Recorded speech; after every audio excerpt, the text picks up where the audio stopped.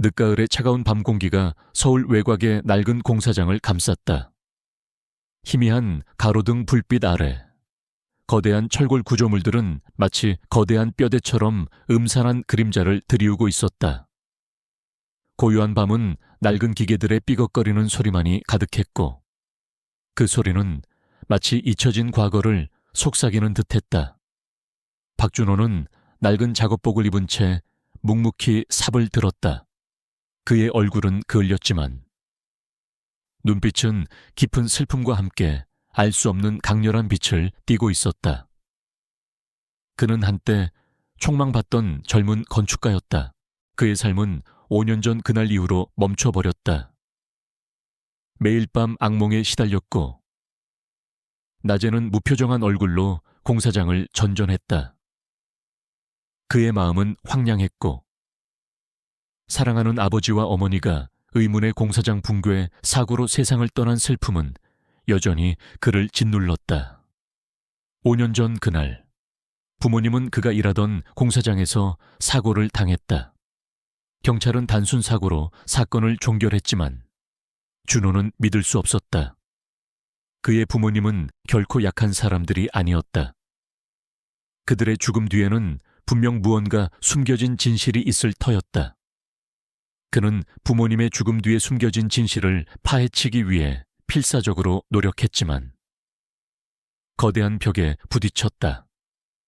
결국 그는 모든 것을 포기하고 자신의 죄책감 속에 갇혔다. 그의 삶은 이제 무미건조했다. 매일 밤 악몽에 시달렸고 낮에는 무표정한 얼굴로 벽돌을 날랐다. 낡은 원룸은 먼지로 가득했고 그의 마음처럼 황량했다. 그는 부모님의 사진을 물끄러미 바라봤다. 사진 속 부모님은 다정하고 행복해 보였다.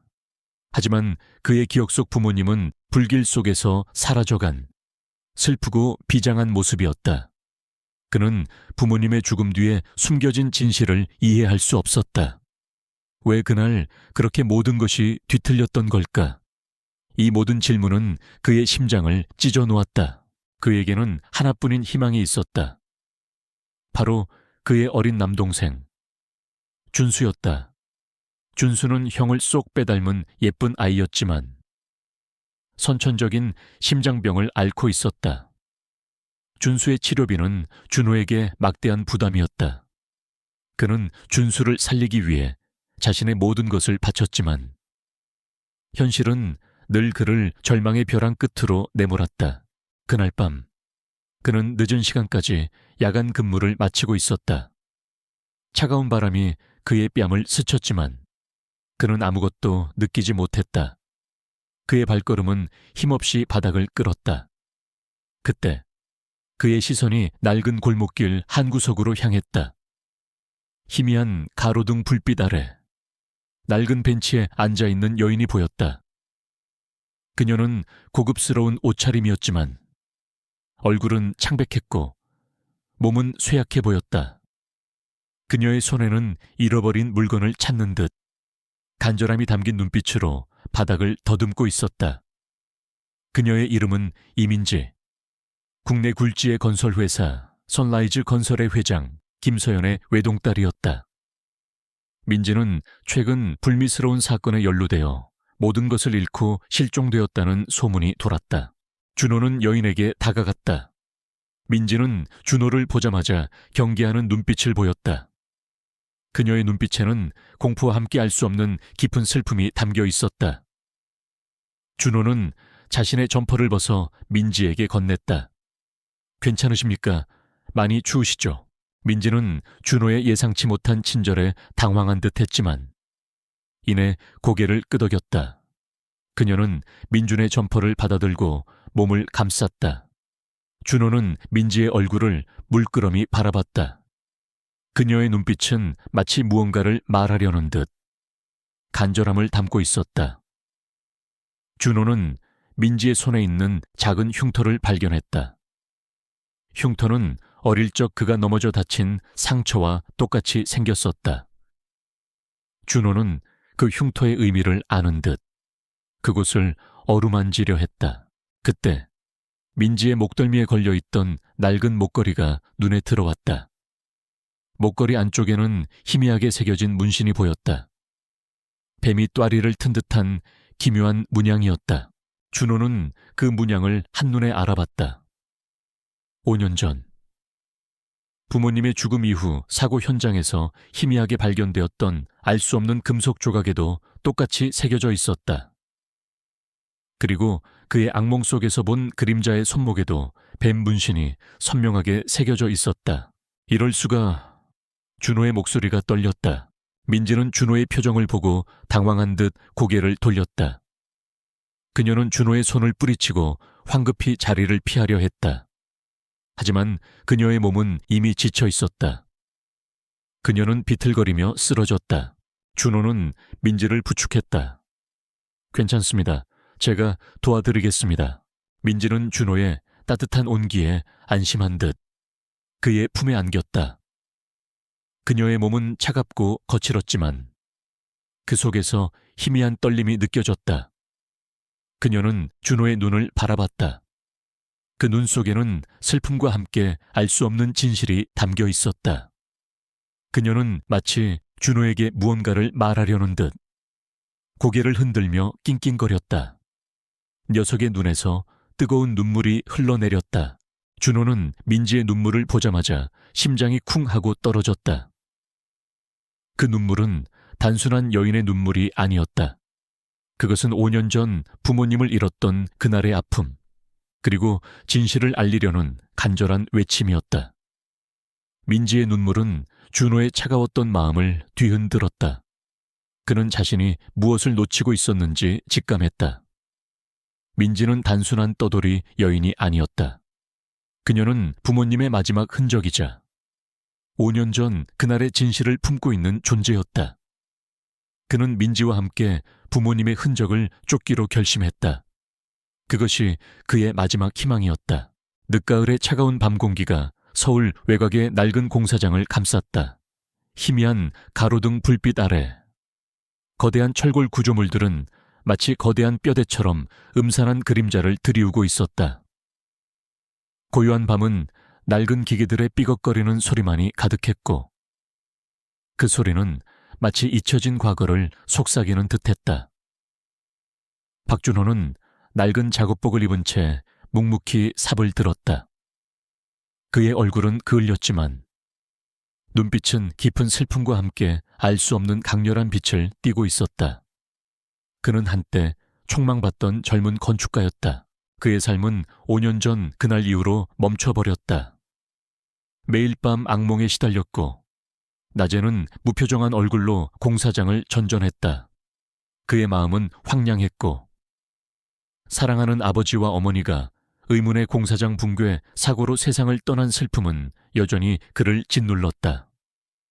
5년 전 그날 부모님은 그가 일하던 공사장에서 사고를 당했다. 경찰은 단순 사고로 사건을 종결했지만 준호는 믿을 수 없었다. 그의 부모님은 결코 약한 사람들이 아니었다. 그들의 죽음 뒤에는 분명 무언가 숨겨진 진실이 있을 터였다. 그는 부모님의 죽음 뒤에 숨겨진 진실을 파헤치기 위해 필사적으로 노력했지만 거대한 벽에 부딪혔다. 결국 그는 모든 것을 포기하고 자신의 죄책감 속에 갇혔다. 그의 삶은 이제 무미건조했다. 매일 밤 악몽에 시달렸고 낮에는 무표정한 얼굴로 벽돌을 날랐다. 낡은 원룸은 먼지로 가득했고 그의 마음처럼 황량했다. 그는 부모님의 사진을 물끄러미 바라봤다. 사진 속 부모님은 다정하고 행복해 보였다. 하지만 그의 기억 속 부모님은 불길 속에서 사라져간 슬프고 비장한 모습이었다. 그는 부모님의 죽음 뒤에 숨겨진 진실을 이해할 수 없었다. 왜 그날 그렇게 모든 것이 뒤틀렸던 걸까? 이 모든 질문은 그의 심장을 찢어 놓았다. 그에게는 하나뿐인 희망이 있었다. 바로 그의 어린 남동생 준수였다. 준수는 형을 쏙 빼닮은 예쁜 아이였지만 선천적인 심장병을 앓고 있었다. 준수의 치료비는 준호에게 막대한 부담이었다. 그는 준수를 살리기 위해 자신의 모든 것을 바쳤지만 현실은 늘 그를 절망의 벼랑 끝으로 내몰았다. 그날 밤 그는 늦은 시간까지 야간 근무를 마치고 있었다. 차가운 바람이 그의 뺨을 스쳤지만 그는 아무것도 느끼지 못했다. 그의 발걸음은 힘없이 바닥을 끌었다. 그때 그의 시선이 낡은 골목길 한 구석으로 향했다. 희미한 가로등 불빛 아래 낡은 벤치에 앉아있는 여인이 보였다. 그녀는 고급스러운 옷차림이었지만 얼굴은 창백했고 몸은 쇠약해 보였다. 그녀의 손에는 잃어버린 물건을 찾는 듯 간절함이 담긴 눈빛으로 바닥을 더듬고 있었다. 그녀의 이름은 이민지. 국내 굴지의 건설회사 선라이즈 건설의 회장 김서연의 외동딸이었다. 민지는 최근 불미스러운 사건에 연루되어 모든 것을 잃고 실종되었다는 소문이 돌았다. 준호는 여인에게 다가갔다. 민지는 준호를 보자마자 경계하는 눈빛을 보였다. 그녀의 눈빛에는 공포와 함께 알 수 없는 깊은 슬픔이 담겨 있었다. 준호는 자신의 점퍼를 벗어 민지에게 건넸다. 괜찮으십니까? 많이 추우시죠? 민지는 준호의 예상치 못한 친절에 당황한 듯 했지만 이내 고개를 끄덕였다. 그녀는 준호의 점퍼를 받아들고 몸을 감쌌다. 준호는 민지의 얼굴을 물끄러미 바라봤다. 그녀의 눈빛은 마치 무언가를 말하려는 듯 간절함을 담고 있었다. 준호는 민지의 손에 있는 작은 흉터를 발견했다. 흉터는 어릴 적 그가 넘어져 다친 상처와 똑같이 생겼었다. 준호는 그 흉터의 의미를 아는 듯 그곳을 어루만지려 했다. 그때 민지의 목덜미에 걸려있던 낡은 목걸이가 눈에 들어왔다. 목걸이 안쪽에는 희미하게 새겨진 문신이 보였다. 뱀이 뙬리를 튼 듯한 기묘한 문양이었다. 준호는 그 문양을 한눈에 알아봤다. 5년 전 부모님의 죽음 이후 사고 현장에서 희미하게 발견되었던 알 수 없는 금속 조각에도 똑같이 새겨져 있었다. 그리고 그의 악몽 속에서 본 그림자의 손목에도 뱀 문신이 선명하게 새겨져 있었다. 이럴 수가. 준호의 목소리가 떨렸다. 민지는 준호의 표정을 보고 당황한 듯 고개를 돌렸다. 그녀는 준호의 손을 뿌리치고 황급히 자리를 피하려 했다. 하지만 그녀의 몸은 이미 지쳐 있었다. 그녀는 비틀거리며 쓰러졌다. 준호는 민지를 부축했다. 괜찮습니다. 제가 도와드리겠습니다. 민지는 준호의 따뜻한 온기에 안심한 듯 그의 품에 안겼다. 그녀의 몸은 차갑고 거칠었지만 그 속에서 희미한 떨림이 느껴졌다. 그녀는 준호의 눈을 바라봤다. 그 눈 속에는 슬픔과 함께 알 수 없는 진실이 담겨 있었다. 그녀는 마치 준호에게 무언가를 말하려는 듯 고개를 흔들며 낑낑거렸다. 녀석의 눈에서 뜨거운 눈물이 흘러내렸다. 준호는 민지의 눈물을 보자마자 심장이 쿵 하고 떨어졌다. 그 눈물은 단순한 여인의 눈물이 아니었다. 그것은 5년 전 부모님을 잃었던 그날의 아픔, 그리고 진실을 알리려는 간절한 외침이었다. 민지의 눈물은 준호의 차가웠던 마음을 뒤흔들었다.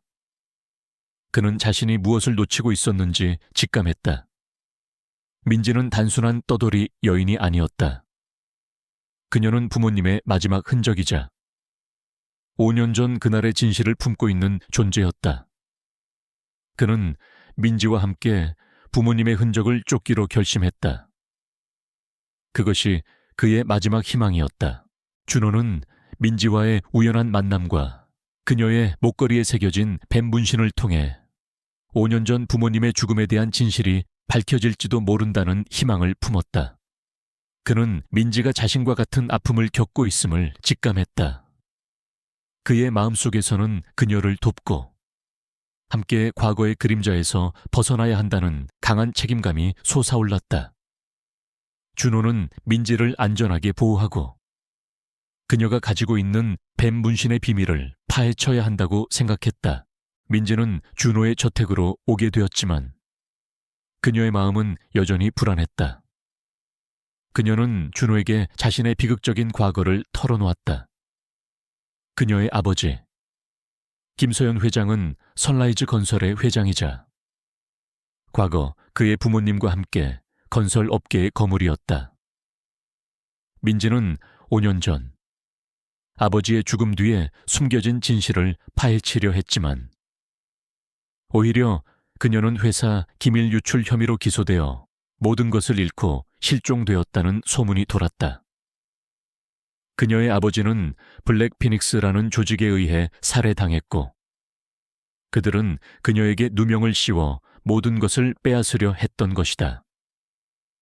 뱀문신은 바로 그 조직의 표식이었다. 민지의 이야기는 준호의 뇌리에 섬광처럼 스쳐 지나가는 기억을 불러왔다. 5년 전 부모님의 공사장 붕괴 사고와 관련된 경찰 보고서에서 블랙 피닉스라는 이름이 희미하게 언급되어 있었다. 그의 부모님은 블랙 피닉스가 건설하던 건물에 대한 안전 문제를 제기하려다가 살해당한 것이었다. 그리고 그의 어린 남동생 준수가 선천적인 심장병을 앓게 된 것도 블랙 피닉스가 유통하던 불법 약물과 관련이 있을 터였다. 준호는 민지를 보자마자 그녀의 눈에서 읽었던 공포와 슬픔이 자신의 것과 똑같음을 깨달았다. 민지는 자신의 아버지의 죽음, 그리고 그로 인해 겪어야 했던 모든 고통이 블랙 피닉스 때문이라고 확신했다. 준호는 민지에게 자신의 과거를 털어놓았다. 그는 자신이 겪었던 비극과 블랙 피닉스에 대한 복수심을 이야기했다. 민지는 준호의 이야기에 깊은 공감과 연대감을 느꼈다. 두 사람은 서로의 아픔을 위로하며 함께 블랙 피닉스의 실체를 파헤치기로 결심했다. 그들은 이제 더 이상 혼자가 아니었다. 준호는 민지의 목걸이에 숨겨진 금속 조각을 자세히 살폈다. 뱀 문신 옆에 아주 작게 새겨진 글자를 발견했다. 이재명, 이재명, 준호의 머릿속에 섬광처럼 스쳐 지나가는 이름이었다. 이재명은 블랙 피닉스의 핵심 인물이자 과거 그의 부모님을 죽이고 민지에게 누명을 씌운 장본인이었다. 그는 겉으로는 선량한 사업가 행세를 했지만 실상은 아난타 조직의 창시자이자 모든 음모의 배후였다. 그는 뱀의 눈물을 이용해 영생을 얻고 세상을 지배하려 했다. 그의 팔에는 가장 크고 화려한 뱀 문신이 선명하게 새겨져 있었다. 준호는 이재명의 존재를 알게 되자마자 분노에 휩싸였다. 부모님의 죽음, 준수의 고통, 민지의 비극, 이 모든 비극의 근원이 바로 이재명이었다. 그는 그를 잡고 블랙 피닉스와 아난타 조직의 모든 악행을 끝내야 한다고 생각했다. 김서연 회장은 준호에게 모든 진실을 털어놓았다. 김서연 회장은 민지의 이야기를 듣자마자 충격에 빠졌다. 그녀는 민지의 아버지와 준호의 부모님을 알고 있었다. 그들은 모두 이재명의 음모에 희생된 사람들이었다. 김서연 회장은 오랫동안 이재명의 비리를 추적해왔지만 그의 뒤에 숨겨진 거대한 그림자 때문에 쉽사리 움직일 수 없었다. 그녀는 준호와 민지의 용기와 직감에 깊이 감동했다. 김서연 회장은 준호와 민지에게 블랙 피닉스 프로젝트 파일의 핵심 자료가 담긴 USB를 건넸다. USB 안에는 이재명이 불법 약물을 유통하고 건설 현장을 조작하며 사람들을 살해하는 장면이 담긴 고화질 영상, 그리고 조직의 자금 흐름과 연루된 정치인 및 고위 공직자들의 명단까지 담겨 있었다. 이 USB는 이재명의 모든 범죄를 증명할 결정적인 증거가 될 것이다. 하지만 매우 위험하다. 그들은 이 USB를 되찾기 위해 무슨 짓이든 할 것이다. 너희들의 목숨까지도 위협할 수 있다. 김서연 회장의 목소리는 비장했다. 준호는 USB를 꽉 움켜쥐었다. 그는 준수와 민지를 보호하고 부모님과 민지의 아버지의 억울함을 풀어야 했다. 그는 더 이상 혼자가 아니었다. 민지가 그의 곁에 있었고 김서연 회장이 그들의 든든한 조력자가 되어주었다.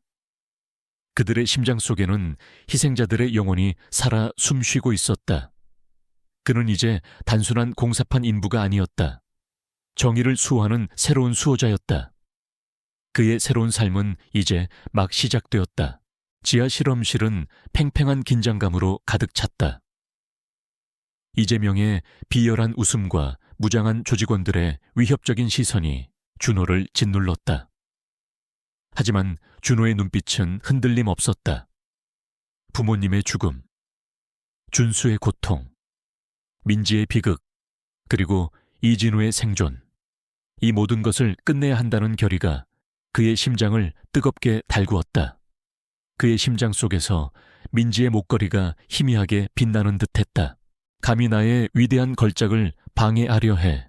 어리석은 것들. 이 아이는 세일앤 프로젝트 위시. 예, 최종 완성본이다. 이 아이를 깨우면 모든 것이 파괴될 거야. 이재명의 목소리는 광기로 가득했다. 그의 손에는 주사기가 들려 있었고 한쪽 구석에 놓인 거대한 유리관을 향해 다가갔다. 유리관 안에는 알 수 없는 액체가 가득 차 있었고 그 속에는 작고 어린아이가 잠들어 있었다.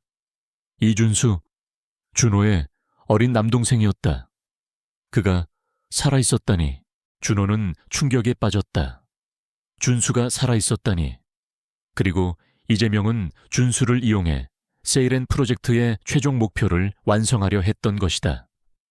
민지의 목걸이에 새겨진 뱀 문신이 섬뜩하게 번뜩였다.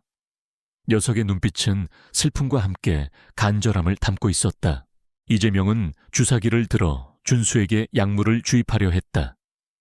준호는 본능적으로 몸을 던졌다. 그는 이재명을 향해 달려들었고 그와 몸싸움을 벌였다. 이재명의 힘은 예상외로 강했다. 광기에 휩싸인 그의 눈은 더욱 붉게 빛났다. 그의 팔에는 뱀 문신이 선명하게 새겨져 있었다. 준호의 악몽 속에 등장했던 바로 그 그림자 같은 남자였다.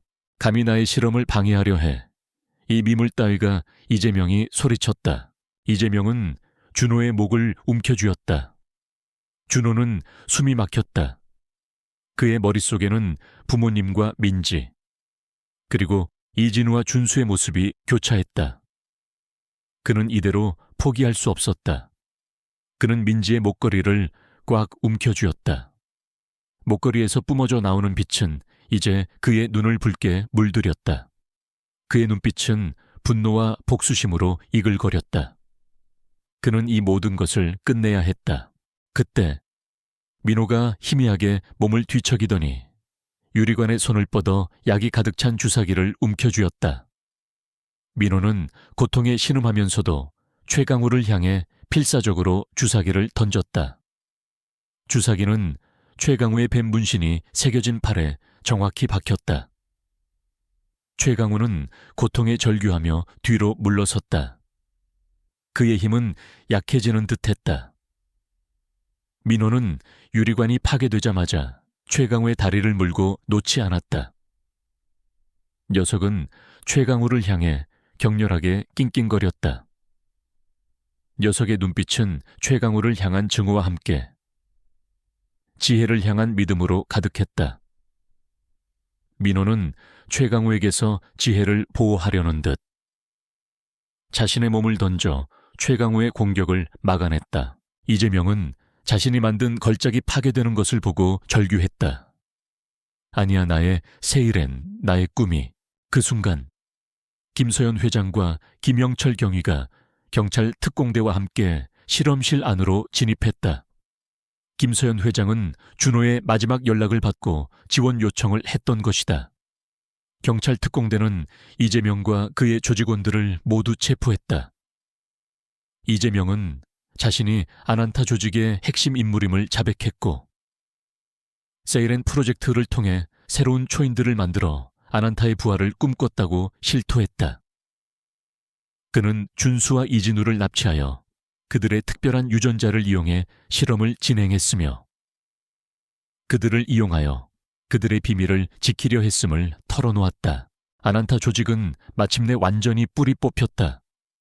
그들의 모든 비밀과 잔혹한 범죄들이 세상에 드러났고 그들은 법의 심판을 받게 되었다. 준호는 준수를 끌어안았다. 준수는 약물 부작용으로 인해 쇠약했지만 준호의 따뜻한 온기에 안정을 찾는 듯했다. 준수는 병원으로 이송되었고 뱀의 눈물을 이용한 치료를 통해 건강을 되찾았다. 박수진과 이진우 부모는 준수에게 감사 인사를 전하며 눈물을 흘렸다. 준호는 이제 더 이상 과거의 그림자에 갇혀 있지 않았다. 그는 부모님의 희생과 민지의 헌신, 그리고 이진우와 준수의 고통을 기억하며 새로운 삶을 살아가기로 결심했다. 그의 곁에는 민지, 김서연 회장, 김영철 경위, 구출된 이진우, 준수, 그리고 모든 아이들, 그리고 그의 심장 속에는 부모님의 영혼이 살아 숨 쉬고 있었다. 그는 이제 단순한 건축가가 아니었다. 정의를 수호하는 이 세상의 진정한 영웅으로 그의 새로운 삶은 이제 막 시작되었다. 그는 어둠을 밝히는 한 줄기 빛이 되어 그들의 희생이 결코 헛되지 않았음을 증명할 것이었다. 연구소 지하 실험실은 팽팽한 긴장감으로 가득 찼다. 이재명의 비열한 웃음과 무장한 조직원들의 위협적인 시선이 준호를 짓눌렀다. 하지만 준호의 눈빛은 흔들림 없었다. 부모님의 죽음, 준수의 고통, 민지의 비극, 그리고 이진우의 생존.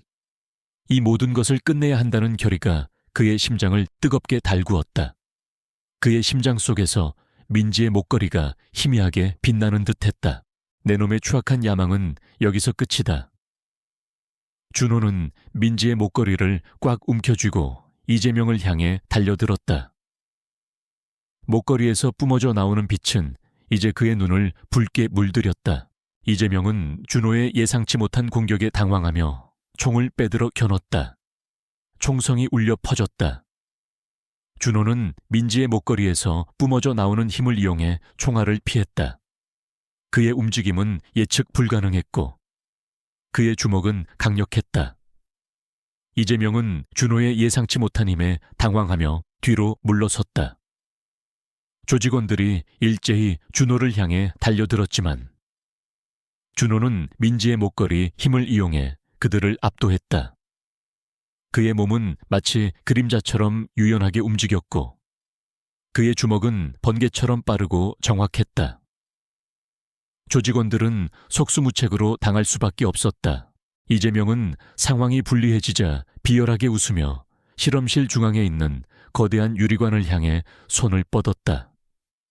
유리관 안에는 알 수 없는 액체가 가득 차 있었고 그 속에는 작고 어린아이가 잠들어 있었다.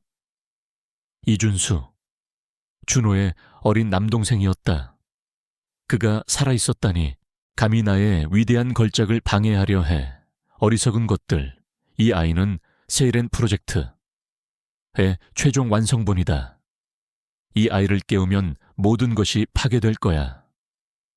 이재명의 목소리는 광기로 가득했다. 준호는 충격에 빠졌다. 준수가 살아있었다니. 그리고 이재명은 준수를 이용해 세이렌 프로젝트의 최종 목표를 완성하려 했던 것이다. 준수의 목덜미에 있는 뱀 문신이 섬뜩하게 번뜩였다. 녀석의 눈빛은 슬픔과 함께 간절함을 담고 있었다. 이재명은 주사기를 들어 준수에게 약물을 주입하려 했다. 준호는 본능적으로 몸을 던졌다. 그는 이재명을 향해 달려들었고 그와 몸싸움을 벌였다. 이재명의 힘은 예상외로 강했다. 광기에 휩싸인 그의 눈은 더욱 붉게 빛났다. 그의 팔에는 뱀 문신이 선명하게 새겨져 있었다. 준호의 악몽 속에 등장했던 바로 그 그림자 같은 남자였다. 감히 나의 실험을 방해하려 해. 이 미물 따위가. 이재명이 소리쳤다. 이재명은 준호의 목을 움켜쥐었다. 준호는 숨이 막혔다.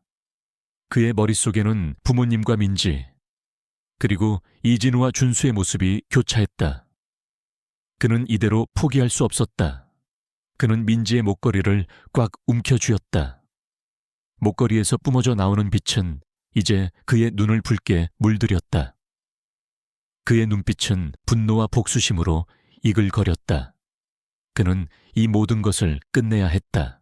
그때 민호가 희미하게 몸을 뒤척이더니 유리관에 손을 뻗어 약이 가득 찬 주사기를 움켜쥐었다. 민호는 고통에 신음하면서도 최강우를 향해 필사적으로 주사기를 던졌다. 주사기는 최강우의 뱀 문신이 새겨진 팔에 정확히 박혔다. 최강우는 고통에 절규하며 뒤로 물러섰다. 그의 힘은 약해지는 듯했다. 민호는 유리관이 파괴되자마자 최강우의 다리를 물고 놓지 않았다. 녀석은 최강우를 향해 격렬하게 낑낑거렸다. 녀석의 눈빛은 최강우를 향한 증오와 함께 지혜를 향한 믿음으로 가득했다. 민호는 최강우에게서 지혜를 보호하려는 듯 자신의 몸을 던져 최강우의 공격을 막아냈다. 이재명은 자신이 만든 걸작이 파괴되는 것을 보고 절규했다. 아니야, 나의 세일엔, 나의 꿈이. 그 순간 김서연 회장과 김영철 경위가 경찰 특공대와 함께 실험실 안으로 진입했다. 김서연 회장은 준호의 마지막 연락을 받고 지원 요청을 했던 것이다. 경찰 특공대는 이재명과 그의 조직원들을 모두 체포했다.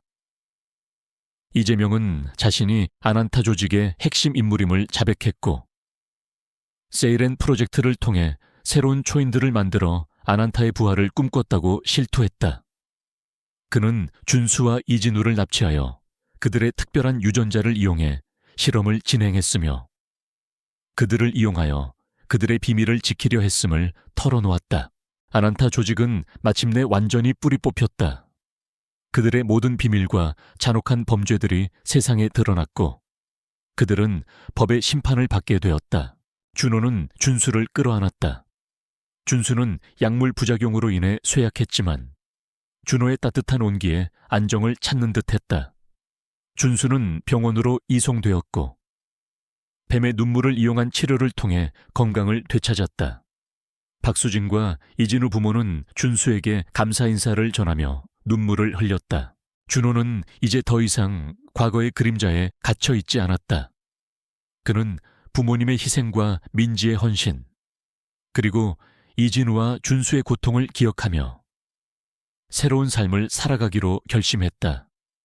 그의 곁에는 민지, 김서연 회장, 김영철 경위, 구출된 이진우, 준수, 그리고 모든 아이들, 그리고 그의 심장 속에는 부모님의 영혼이 살아 숨쉬고 있었다. 그는 이제 단순한 건축가가 아니었다. 정의를 수호하는 이 세상의 진정한 영웅으로. 그의 새로운 삶은 이제 막 시작되었다. 그는 어둠을 밝히는 한 줄기 빛이 되어 그들의 희생이 결코 헛되지 않았음을 증명할 것이었다. 지하 실험실에서의 치열한 전투 끝에 이재명과 그의 조직원들은 모두 체포되었고 이준수를 비롯한 민호와 이진우를 포함한 아이들은 무사히 구출되었다. 아난타 조직의 세이렌 프로젝트라는 잔혹한 실체가 만천에 드러났고 세상은 그들의 악행에 경악했다. 박준호는 부모님의 억울함을 풀고 준수의 고통을 헛되이 하지 않기 위해 모든 것을 바쳤다. 그는 이제 더 이상 과거의 그림자에 갇혀 있지 않았다.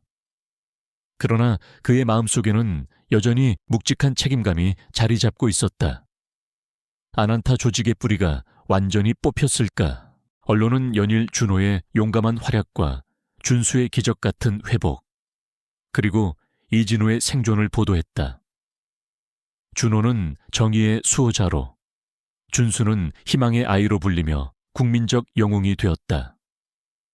구출된 아이들은 뱀의 눈물을 이용한 치료 덕분에 건강을 되찾았고 가족들의 품으로 돌아갔다. 준호는 그들의 해맑은 웃음을 보며 깊은 안도감을 느꼈다. 하지만 준호는 알고 있었다.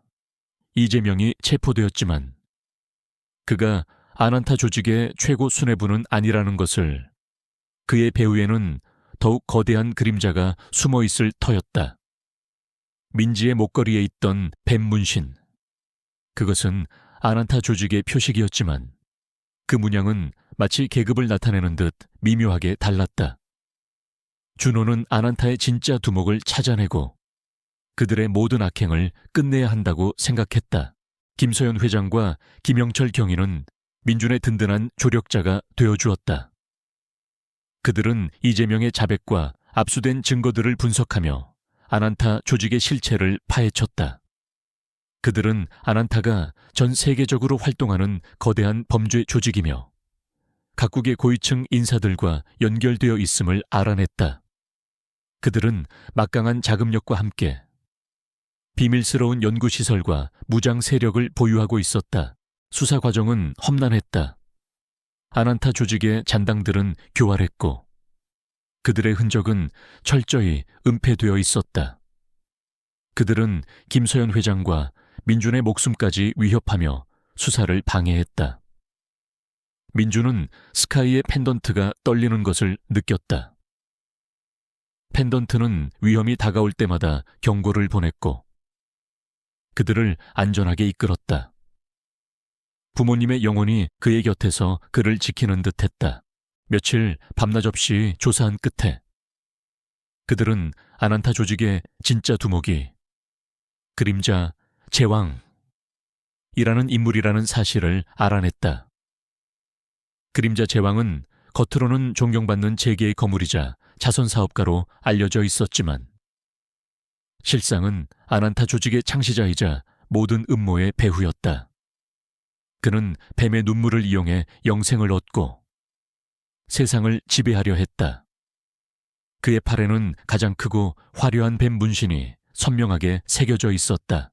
민준은 그림자 제왕의 존재를 알게 되자마자 분노에 휩싸였다. 부모님의 죽음, 준수의 고통, 민지의 비극, 그리고 이진우의 희생. 이 모든 비극의 근원이 바로 그림자 제왕이었다. 그는 그를 잡고 아난타 조직의 모든 악행을 끝내야 한다고 생각했다. 김서연 회장은 그림자 제왕의 체포를 위해 경찰 특공대와 함께 작전을 계획했다. 그림자 제왕은 서울 도심에 위치한 자신의 초고층 빌딩 최상층에 비밀 거점을 두고 있었다. 빌딩은 삼엄한 경비 시스템과 첨단 방어시설로 보호되고 있었고 침입은 불가능에 가까웠다. 그날 밤 민준과 김서연 회장 그리고 경찰 특공대는 그림자 제왕의 비밀 거점으로 향했다.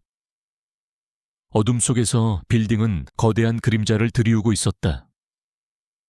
민준은 민지의 목걸이가 떨리는 것을 느꼈다.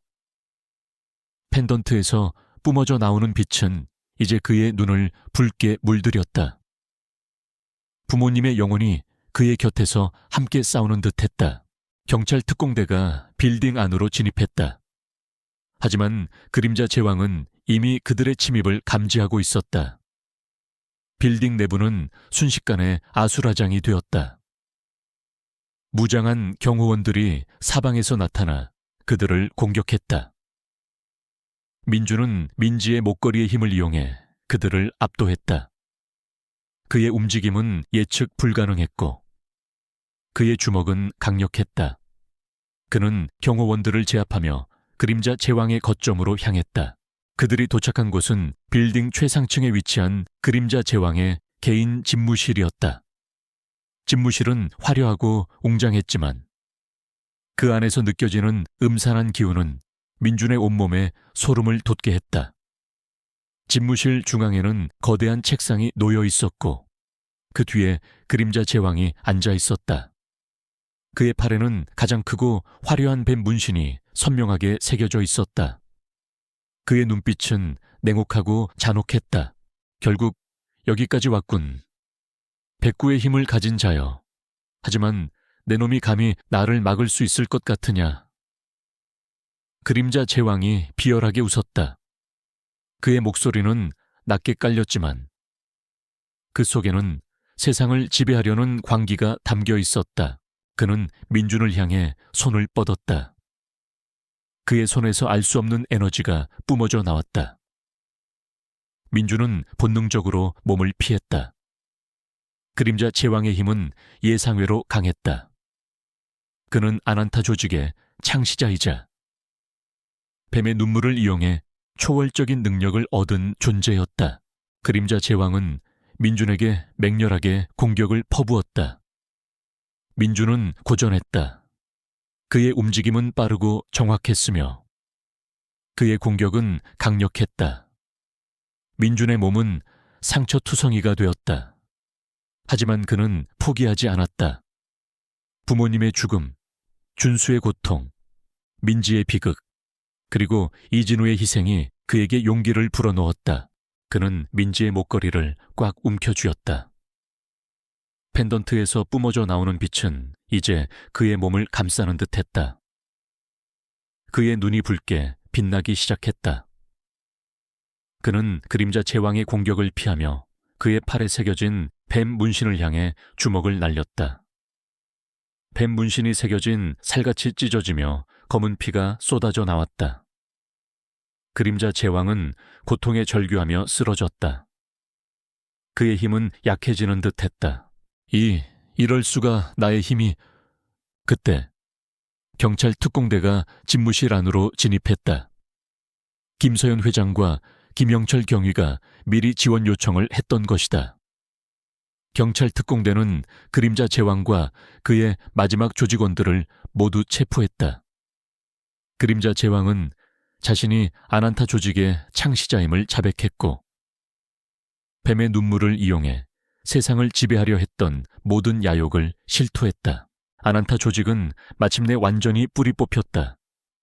그들의 모든 비밀과 잔혹한 범죄들이 세상에 드러났고 그들은 법의 심판을 받게 되었다. 민주는 구출된 이진우와 준수를 끌어안았다. 이진우는 약물 부작용으로 인해 쇠약했지만 민준의 따뜻한 온기에 안정을 찾는 듯했다. 준수는 공포에 질려 떨고 있었지만 민준의 따뜻한 온기에 안정을 찾는 듯했다.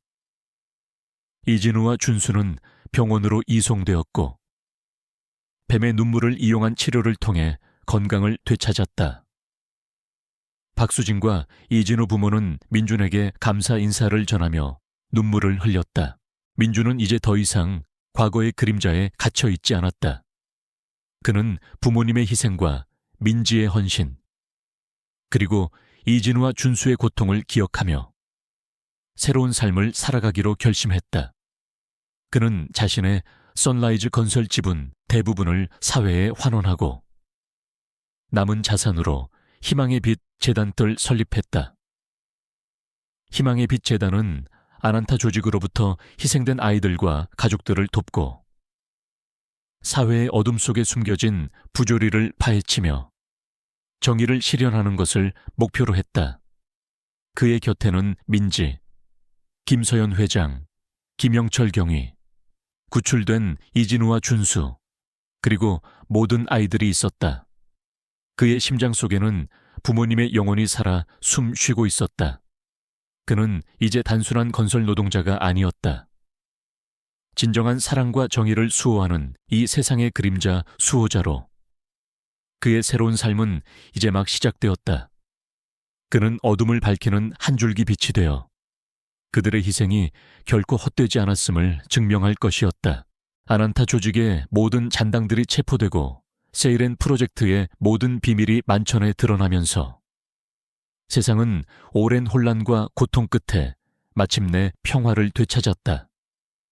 언론은 연일 정의의 승리를 보도했고 박준호는 영웅으로 불리며 국민적 영웅이 되었다. 하지만 그의 마음속에는 부모님과 준수, 그리고 민지의 묵직한 책임감과 함께 영원히 지워지지 않을 상처가 자리 잡고 있었다. 준호는 과거의 직업으로 돌아가지 않았다. 그는 더 이상 돈과 권력을 좇는 삶을 살고 싶지 않았다. 민지의 목걸이는 여전히 그의 목에 걸려 따뜻한 온기를 전해주었고, 그의 심장 속에는 부모님의 영혼이 살아 숨 쉬고 있었다. 민지의 목걸이에서 뿜어져 나오는 힘은 그에게 민첩한 움직임, 날카로운 직감, 그리고 어둠 속에 숨겨진 진실을 감지하는 능력을 부여했다. 그는 이 능력을 이용해 어둠 속에 숨겨진 악을 찾아내고 약한 자들을 보호하는 그림자 수호자가 되기로 결심했다. 김서연 회장과 김영철 경위는 그의 든든한 파트너가 되어 그림자 수호자의 활동을 전폭적으로 지원하기로 했다. 그들은 첫 번째 임무로 오랫동안 미제 사건으로 남아있던 연쇄 실종 사건을 파헤치기 시작했다. 실종자들은 모두 특정 유전자를 가진 아이들이었고, 그들은 모두 아난타 조직과 관련된 고아원에서 생활했던 아이들이었다. 준호는 직감했다. 아난타 조직의 잔당들이 여전히 세이렌 프로젝트로의 후속 작업을 진행하고 있을 것이라고. 준호와 김소연 회장, 그리고 김영철 경위는 실종된 아이들의 부모들을 만났다. 부모들은 절망과 슬픔에 잠겨 있었다. 준호는 그들의 고통을 누구보다 잘 이해했다. 그는 민지의 목걸이에서 뿜어져 나오는 온기를 느끼며 아이들을 반드시 찾아주겠다고 약속했다. 수사 과정은 험난했다. 아난타 조직의 잔당들은 교활했고 그들의 흔적은 희미했다. 하지만 준호의 감각은 더욱 날카로워져 있었다. 그는 민지의 목걸이가 떨리는 방향으로 움직이며 어둠 속에 숨겨진 진실을 찾아 나갔다. 펜던트는 위험이 다가올 때마다 경고를 보냈고 그들을 안전하게 이끌었다. 며칠간의 추적 끝에 그들은 서울 외곽에 버려진 연구시설을 찾아냈다. 연구시설은 겉보기에는 낡고 허름했지만 그 안에는 첨단 장비들이 숨겨져 있었다. 준호는 펜던트의 떨림을 느꼈다. 이곳이 바로 아난타 조직의 잔당들이 세이렌 프로젝트카를 재기하고 있는 곳이었다. 준호와 김서연 회장, 그리고 김영철 경위는 연구시설 안으로 잠입했다. 연구시설 내부는 미로처럼 복잡했고 낡은 실험 기구들이 음산한 분위기를 풍겼다. 그들은 소리 없이 움직이며 주변을 살폈다. 그때 희미한 아이들의 울음소리가 들려왔다. 아이들은 연구시설 깊숙한 곳에 감금되어 있었다. 준호와 김서연 회장, 그리고 김영철 경위는 아이들의 울음소리를 따라갔다. 그들이 도착한 곳은 거대한 철창이 놓인 실험실이었다. 철창 안에는 실종된 아이들이 갇혀 있었고 그들은 모두 약물에 취한 듯 의식이 희미했다. 그리고 실험실 중앙에는 낡은 실험복을 입은 한 노인이 서 있었다. 노인의 팔에는 뱀 문신이 희미하게 새겨져 있었다. 그는 아난타 조직의 마지막 과학자, 닥터 그림자였다. 결국 여기까지 왔군. 백구의 힘을 가진 자여. 하지만 내 놈이 감히 나의 위대한 프로젝트를 방해할 수 있을 것 같으냐.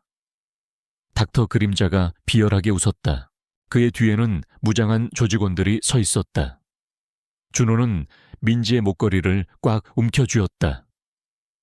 펜던트에서 뿜어져 나오는 빛은 이제 그의 눈을 붉게 물들였다. 그의 눈빛은 분노와 복수심으로 이글거렸다. 그는 아이들을 구하고 닥터 그림자의 잔혹한 프로젝트를 끝내야 했다. 내 놈의 추악한 야망은 여기서 끝이다. 준호는 닥터 그림자를 향해 달려들었다. 닥터 그림자는 총을 빼들어 준호를 향해 겨눴다. 총성이 울려 퍼졌다. 준호는 총알을 피하며 닥터 그림자에게 돌진했다. 그의 움직임은 예측 불가능했고 그의 주먹은 강력했다. 닥터 그림자는 민호의 예상치 못한 힘에 당황하며 뒤로 물러섰다. 조직원들은 민호에게 달려들었지만 민호는 그의 힘을 이용해 그들을 압도했다. 김서연 회장은 아이들을 구하기 위해 철창문을 열려 했다. 하지만 철창문은 굳게 잠겨 있었다. 김서연 회장은 펜던트를 향해 손을 뻗었다. 펜던트에서 뿜어져 나오는 빛이 철창문에 닿자마자 철창문이 굉음을 내며 열리기 시작했다. 민지의 목걸이의 힘이 그들에게 또 다른 기적을 선사한 것이다. 아이들이 철창 밖으로 뛰쳐나왔다. 김서연 회장은 아이들을 보호하며 실험실 밖으로 대피시켰다. 닥터 그림자는 아이들이 도망치는 것을 보고 분노에 휩싸였다. 젠장, 내 위대한 걸작들이. 그는 민우에게 달려들었다. 그의 팔에 새겨진 뱀 문신이 붉게 빛났다. 그의 손에서 알 수 없는 에너지가 뿜어져 나왔다. 민호는 닥터 그림자의 공격을 피하며 그의 팔에 새겨진 뱀 문신을 향해 주먹을 날렸다.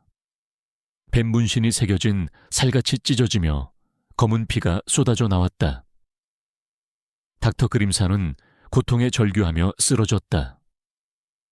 그의 힘은 약해지는 듯했다. 그때 경찰 특공대가 연구시설 안으로 진입했다. 김영철 경위가 지원 요청을 했던 것이다. 경찰 특공대는 닥터 그림자와 그의 조직원들을 모두 체포했다.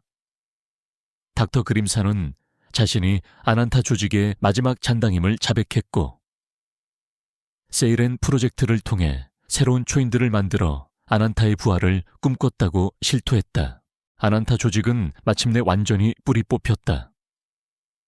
그들의 모든 비밀과 잔혹한 범죄들이 세상에 드러났고 그들은 법의 심판을 받게 되었다. 준호는 구출된 이진우와 준수를 끌어안았다. 이진우는 약물 부작용으로 인해 쇠약했지만 준호의 따뜻한 온기에 안정을 찾는 듯했다. 준수는 공포에 질려 떨고 있었지만 준호의 따뜻한 온기에 안정을 찾는 듯했다. 이진우와 준수는 병원으로 이송되었고 뱀의 눈물을 이용한 치료를 통해 건강을 되찾았다. 박수진과 이진우 부모는 준호에게 감사 인사를 전하며 눈물을 흘렸다. 준호는 이제 더 이상 과거의 그림자에 갇혀 있지 않았다. 그는 부모님의 희생과 민지의 헌신, 그리고 이진우와 준수의 고통을 기억하며 새로운 삶을 살아가기로 결심했다. 그는 자신의 선라이즈 건설 지분 대부분을 사회에 환원하고 남은 자산으로 희망의 빛 재단단을 설립했다. 희망의 빛 재단은 아난타 조직으로부터 희생된 아이들과 가족들을 돕고 사회의 어둠 속에 숨겨진 부조리를 파헤치며 정의를 실현하는 것을 목표로 했다. 그의 곁에는 민지, 김서연 회장, 김영철 경위, 구출된 이진우와 준수, 그리고 모든 아이들이 있었다. 그의 심장 속에는 부모님의 영혼이 살아 숨 쉬고 있었다. 그는 이제 단순한 건설 노동자가 아니었다. 진정한 사랑과 정의를 수호하는 이 세상의 그림자 수호자로 그의 새로운 삶은 이제 막 시작되었다. 그는 어둠을 밝히는 한 줄기 빛이 되어 그들의 희생이 결코 헛되지 않았음을 증명할 것이었다.